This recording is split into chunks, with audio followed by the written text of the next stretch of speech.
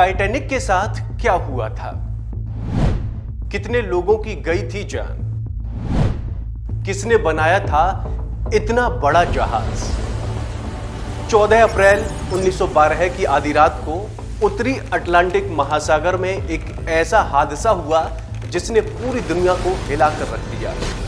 दरअसल एक विशाल हिमखंड से जहाज ऐसा टकराया कि देखते ही देखते सैकड़ों लोगों को ले डूबा।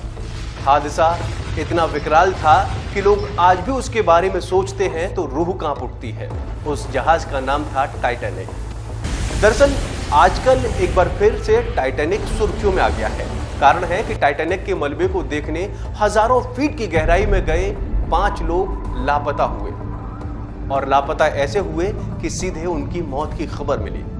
बताया जाता है कि मरने वालों में सभी अरबपति थे, जिनमें पाकिस्तान के भी लोग थे।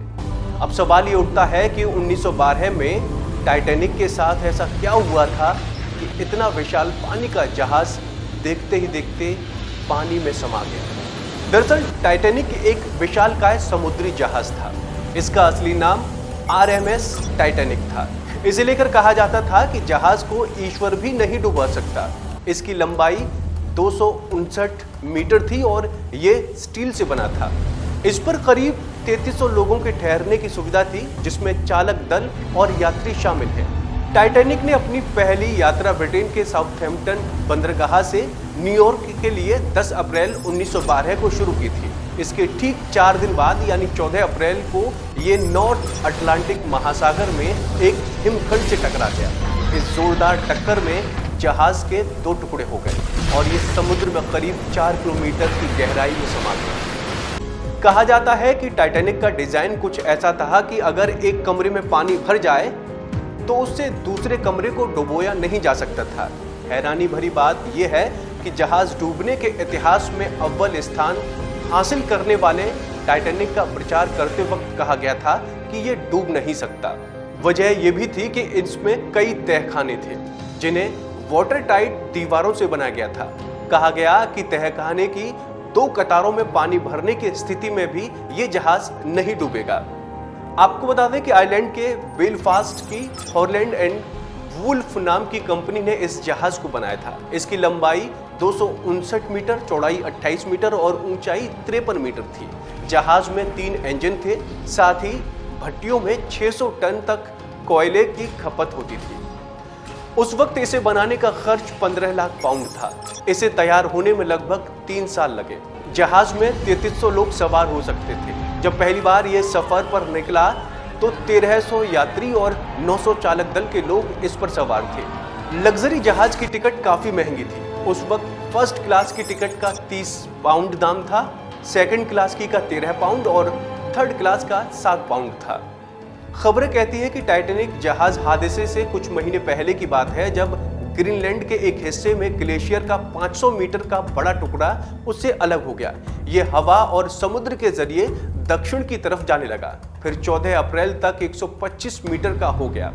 साल 1912 की 14 अप्रैल की उसी रात को इसकी टाइटैनिक से टक्कर हो गई। फिर 4 घंटे के भीतर ही जहाज डूब गया, जब जहाज की रफ्तार 41 किलोमीटर प्रति घंटा थी। वो इंग्लैंड के साउथहैम्पटन से अमेरिका के न्यूयॉर्क शहर की तरफ तेजी से बढ़ रहा था। घटना के वक्त इसमें 2200 लोग सवार थे। हादसे में 1500 लोगों की मौत हो गई। इसे आज तक का सबसे बड़ा समुद्री हादसा कहा जाता है। ब्रिटेन और अमेरिका की सरकार ने हादसे का कारण जानने के लिए जांच कराई। तब हिमखंड से टकराने की वजह बताई गई। हादसे में मरने वाले लोगों के रिश्तेदारों का कहना है कि समुद्र तल में स्थित इस जगह को छोड़ा नहीं जाना चाहिए। ये उनके रिश्तेदारों की कब्रगाह है। टाइटैनिक जहाज का मलबा सितंबर 1985 में मिला था। ये समुद्र तल से 2600 फीट नीचे अटलांटिक सागर में है। इसकी तलाशी का काम अमेरिका और फ्रांस ने किया। अमेरिकी नौसेना ने इस काम में अहम भूमिका निभाई। जिस स्थान पर मलबा गिरा वो कनाडा के सेंट जॉन्स के दक्षिण में 700 किलोमीटर दूर और अमेरिका के हैलिफैक्स से 595 किलोमीटर दक्षिण पूर्व में है। जहाज 2 टुकड़ों में मिला। दोनों एक दूसरे से 800 मीटर दूर पड़े हुए थे। आसपास भारी मात्रा में मलबा पड़ा था। ऐसा कहा जाता है कि जिस दिन टाइटैनिक ने अपना सफर शुरू किया था उससे कुछ दिन पहले एक अन्य जहाज ने अटलांटिक सागर को पार किया था। तब उसने 12 अप्रैल यानी हादसे से ठीक 2 दिन पहले टाइटैनिक को वायरलेस मैसेज के जरिए हिमखंड की मौजूदगी को लेकर चेतावनी दी थी, लेकिन ये संदेश कभी टाइटैनिक तक पहुंचा ही नहीं। हालांकि चेतावनी देने वाला ये जहाज खुद भी 6 साल बाद यानी 1918 में पहले विश्व युद्ध के दौरान समुद्र में डूब गया। इसके अलावा जहाज के हिमखंड के टकराने के दौरान ही उसमें मौजूद टेलीग्राफर्स ने खतरे वाले सिग्नल भेजने शुरू कर दिए थे। जिन लोगों तक सिग्नल पहुंचा उनमें आर्थर शामिल थे। तब वो 4800 किलोमीटर दूर साउथ वेल्स में अपने घर बैठे थे। उन्होंने घर के रेडियो स्टेशन पर ये सिग्नल पकड़े। वो अगले दिन 15 अप्रैल को पुलिस स्टेशन भी गए, लेकिन उनकी बात पर कोई भरोसा नहीं कर रहा था।